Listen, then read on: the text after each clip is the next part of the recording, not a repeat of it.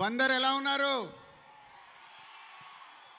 So ఈరోజు ఇక్కడ ఈ కార్యక్రమం ఇంత విజయం అవ్వటానికి, మీరందరు ఇక్కడ అసెంబ్లీ అవ్వటానికి, మేమందరం ఇక్కడికి రావటానికి కారణం మన మంత్రివర్యులు కొల్లు రవీంద్ర గారు.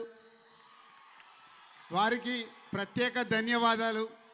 అలాగే ఇక్కడికి వచ్చిన తర్వాత తెలిసింది, నిన్నే మన ఏపీఎస్ ఆర్టీసీగా ప్రమాణ స్వీకారం చేసిన మా మిత్రులు నారాయణ గారు. మేము చాలా క్లోజు, పోతే ఇప్పుడే ఇక్కడికి వచ్చాక కలుసుకున్నాం.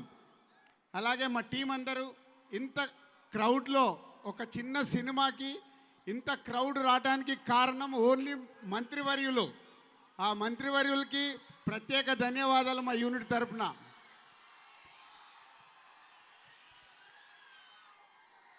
సో జనక అయితే గనక తండ్రి అయితే ఏంటి అనేదే ఈ కథ.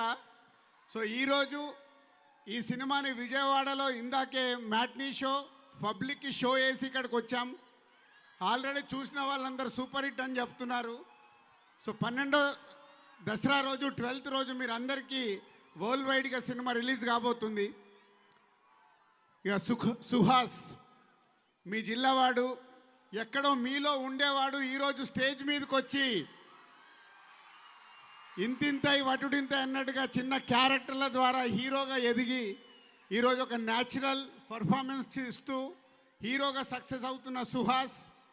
అలాగే ఈ సినిమాకి కొత్త దర్శకుడు సందీప్, సంకీర్తన, ఇలా అందరూ కొత్త వాళ్ళతో దిల్ రాజు ప్రొడక్షన్లో నిర్మించిన ఈ సినిమా బలగం లాగే ఈ సినిమా కూడా పెద్ద హిట్ కాబోతుంది.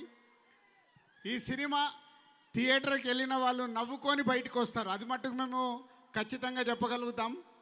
ఈ సినిమా నవ్వులే ఎక్కువ ఉంటాయి, 70% ఈ సినిమాలో నవ్వులు ఉంటాయి. నవ్వుతూ మీరు బయటకు వస్తారు.